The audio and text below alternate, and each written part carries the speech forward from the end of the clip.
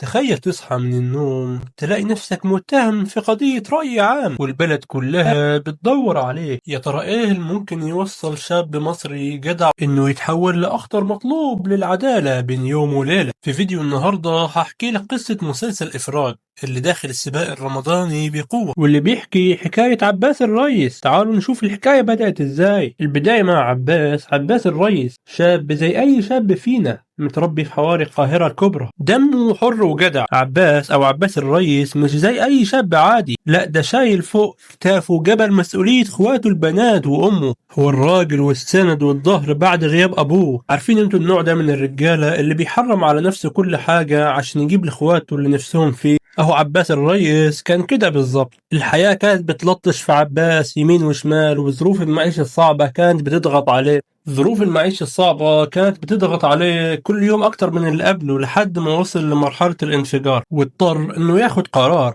هو عارف إنه غلط، بس هو كان فاكر إنه طوق النجاة الوحيد. وهنا بقى النقطة اللي قلبت الموازين. عباس الريس عشان يوفر الفلوس رجله غرست في شغلانة شمال. اشتغل عباس شغلانة مع ناس ما تعرفش حلال من الحرام، دخل عالم الجرح والمخدرات. كان فاكر انه هيعمل قرشين ويقلع. هو كان بيفكر انه يرجع لحياته النظيفة بعد كده، لكن اللي يدخل العشة ما بيخرجش منها سليم. الجرس دول كانوا محتاجين كبش فداء، حد يلبس الليلة الكبيرة. ومين كان الضحية بالظبط؟ عباس الريس. فجأة لقى نفسه متورط في جريمة الكبرى، ما هزت البلد كلها ويمكن هزت كل أحياء القاهرة الكبرى، وهو بريء منها براءة الديب من دم ابن يعقوب. ومن هنا بتبدأ رحلة الهروب الكبيرة. عباس ما بقاش مجرد شاب بسيط، ده بقى هربان من الحكم ومطارد من الحكومة، من العصابة نفسها. يعني انت بتصحى من النوم بتروح الحمام في آخر الليل وبتجري من الحمام جري لغاية الأوضة، ألاقي في شبح وراك. ما بالك لو كنت زي عباس ما كنتش هتنام ثانية واحدة. تخيلوا الرعب.